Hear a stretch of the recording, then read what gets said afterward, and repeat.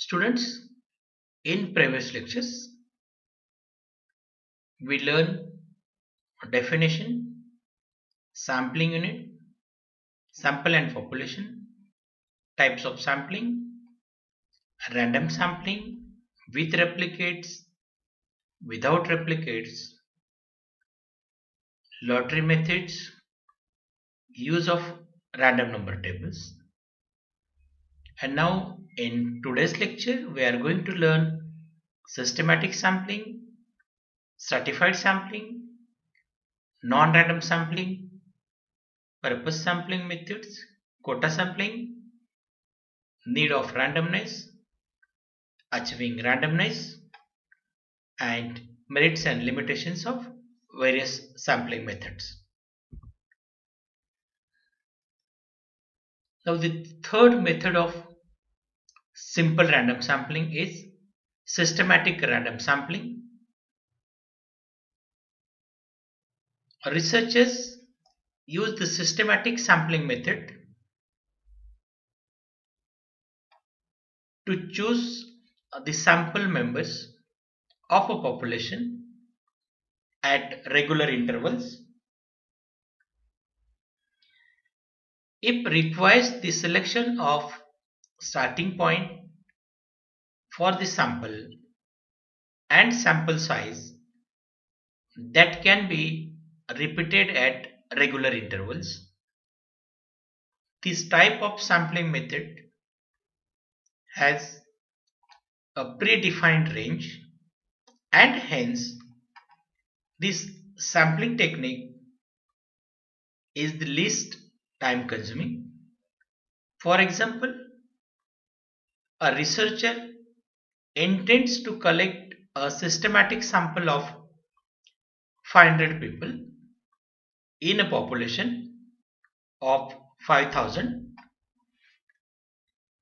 He or she numbers each element of the population from 1 to 5,000 and will choose every 10th individual to be a part of sample.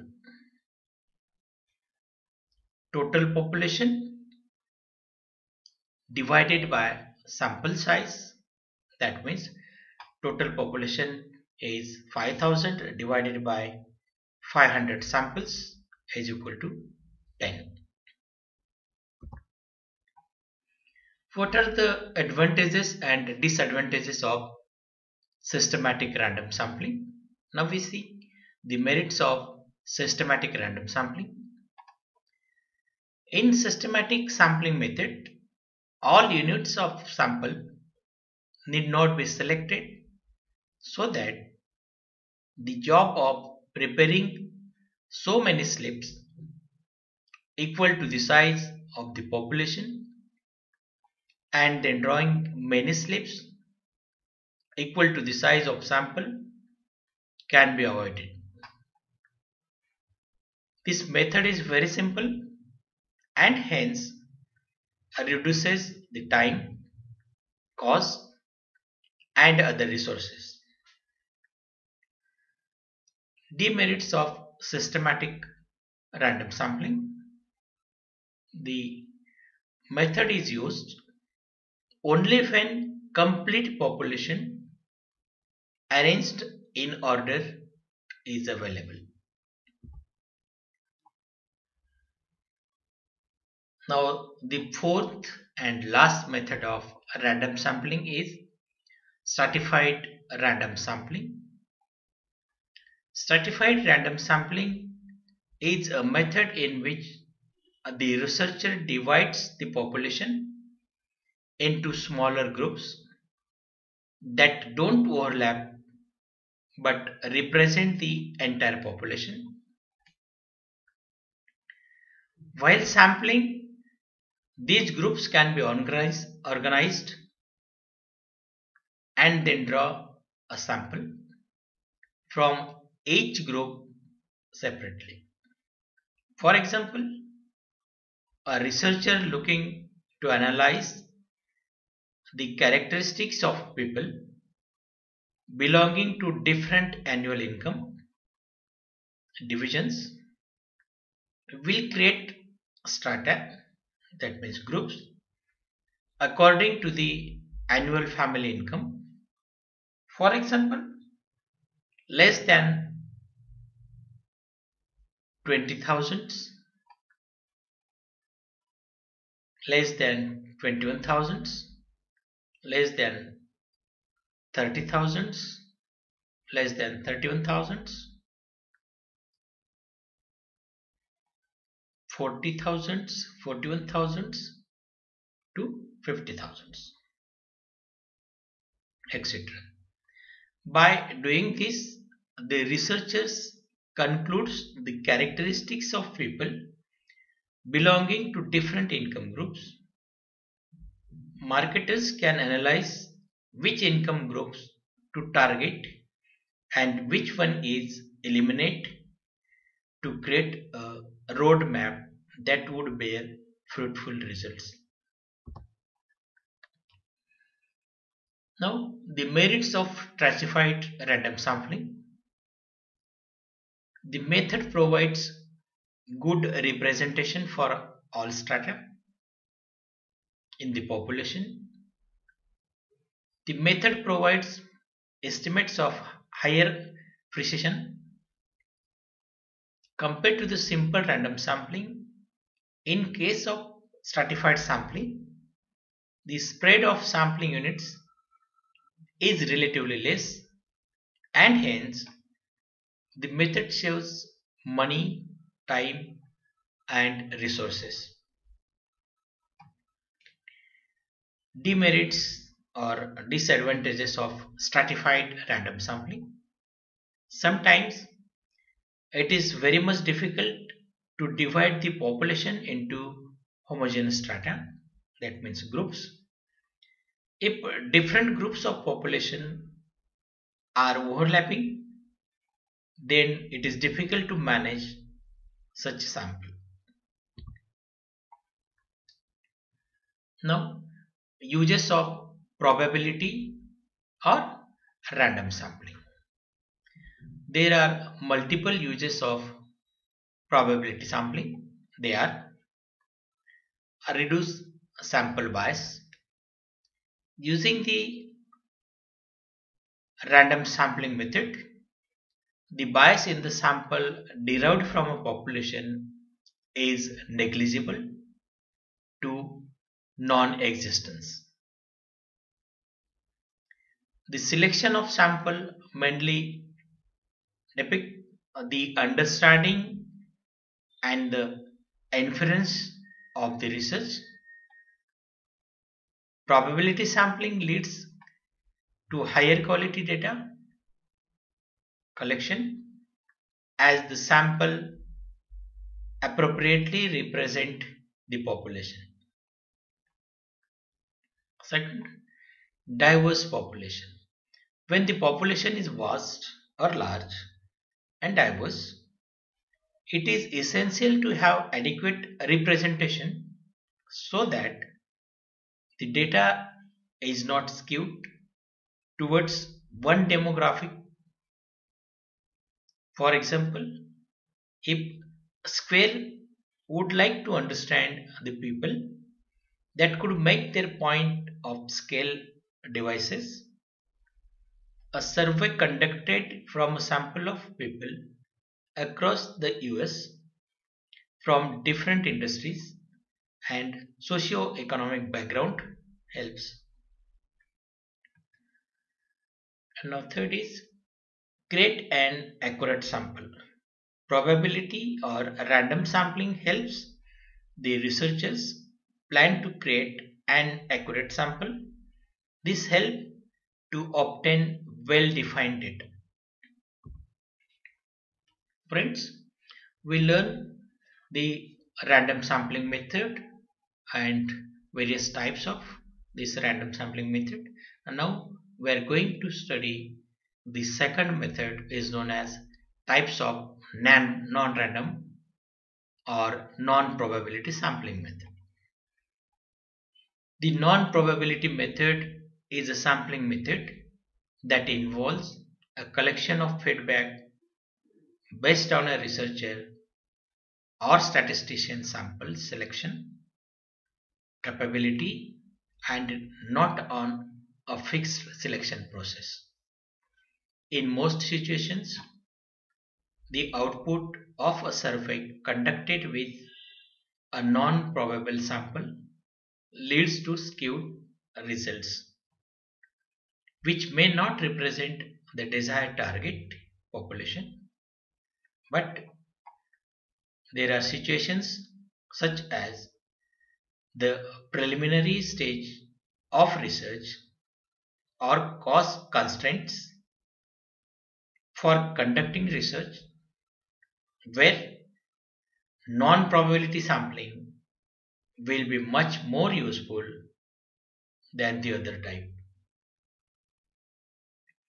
Four types of non-probability sampling explains the purpose of the sampling method in a better manner. Now first non-probability method is known as convenience sampling method. This method is depends on the ease of access to subjects such as surveying customers at a mall or passes by a busy street. It is usually termed as convenience sampling because of the researchers ease of carrying it out and getting in touch with the subject. Researchers have nearly no authority to select the sample elements, and it's purely done based on proximity and not representativeness. This non-probability sampling method is used when there are time and cost limitations in collecting feedback, in situations where there are resource limitations such as the initial stages of research, convenience sampling is used. For example, startups and NGOs usually conduct convenience sampling at a mall to distribute leaflets of upcoming events or promotion of cause. They do that by standing at the mall entrance and giving out pamphlets randomly. Now, the merits of convenience sampling. The method is very simple to follow. The method is inexpensive as it involves less money, time, and other resources. The method is more suitable to take up pilot studies rather than actual survey. Demerits of convenience sampling. The method is not a significant scientific method as the investigator selects the sample units arbitrarily. The method is sampling may sometimes be subjected to personal bias or prejudice of the investigator. Now, second method of non-random sampling is judgmental or purposive sampling. Judgmental or purposive samples are found by the discretion of the researcher. Researchers purely consider the purpose of the study along with the understanding of the target audience. For instance, when researchers want to understand the thought process of people interested in studying for their master degree, the selection criteria will be: are you interested in doing your master in? And those who respond with a no are excluded from the sample. What are the advantages and disadvantages of judgmental sampling methods? Now we do first merits of judgmental or purposive sampling method. The method is more suitable particularly when the universe or population is very small. If the universe or population is very small, then simple random sampling techniques may not be appropriate as more important items may be missed in the sample. However, following judgment sampling, it is possible to include such items. In order to solve day-to-day problems, judgment sampling is said to be more suitable as it saves a lot of time compared to random sampling techniques. Demerits of judgmental or purposive sampling are: the method is not a scientific method as the investigator selects the sample units arbitrarily. The method of sampling may sometimes be subjected to personal bias or prejudice of the investigator. Now, the third method of non-random sampling is snowball sampling. Snowball sampling is a sampling method that researchers apply when the subjects are difficult to trace. For example, it will be extremely challenging to survey shelterless people or illegal immigrants. In such cases, using the snowball theory, a researcher can track a few categories to interview and derive results. Researchers also implement this sampling method in situations where the topic is highly sensitive and not openly discussed. For example, surveys to gather information about HIV/AIDS. Not many victims will readily respond to the questions. Still, researchers can contact people they might know or volunteers associated with the cause to get in touch with the victims and collect information. Now, merits of snowball sampling methods are: the chain a referral process allows the researcher to reach populations that are difficult to sample when using other sampling methods. The process is cheap, simple, and cost efficient.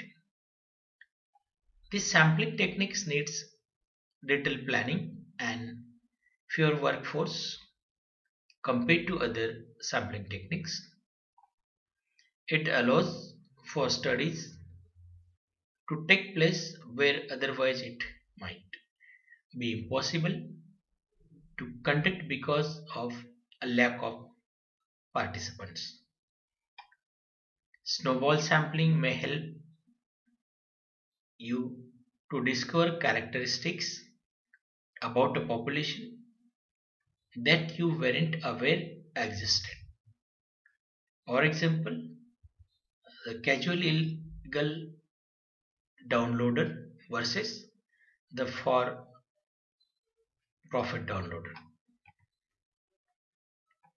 Demerits of snowball method is: it is usually impossible to determine the sampling error or make inferences about populations based on the obtained sample.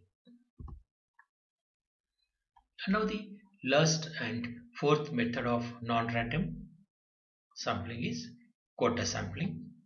In quota sampling, the selection of members in this sampling techniques happens based on a preset standard. In this case, as a sample is formed based on specific attributes, the created sample will have the same quality found in the total population. It is a rapid method of collecting samples. Now, the merits of quota sampling. The method is more suitable in public opinion surveys. The method minimizes the cost, time, and other resources. Demerits of quota sampling. The method is not a scientific method, as the investigator selects the sample units arbitrarily. The method of sampling may sometimes be subjected to personal bias or prejudice of the investigator. Now we see the uses of non-random sampling or non-probability sampling methods. Non-probability sampling is used for the following. Create a hypothesis. A researcher used the non-probability sampling method to create an assumption when limited to no prior information is available. This method helps with the immediate return of data and builds a base for further research. Number two is exploratory research. Researchers use these sampling techniques widely when conducting qualitative research, pilot studies, or exploratory research. And third is budget and time constraints. The non-probability method, when there are budget and time constraints and some preliminary data must be collected. Since the survey design is not rigid, it is easy to pick a respondent at random and have them take the survey or questionnaire. Thank you.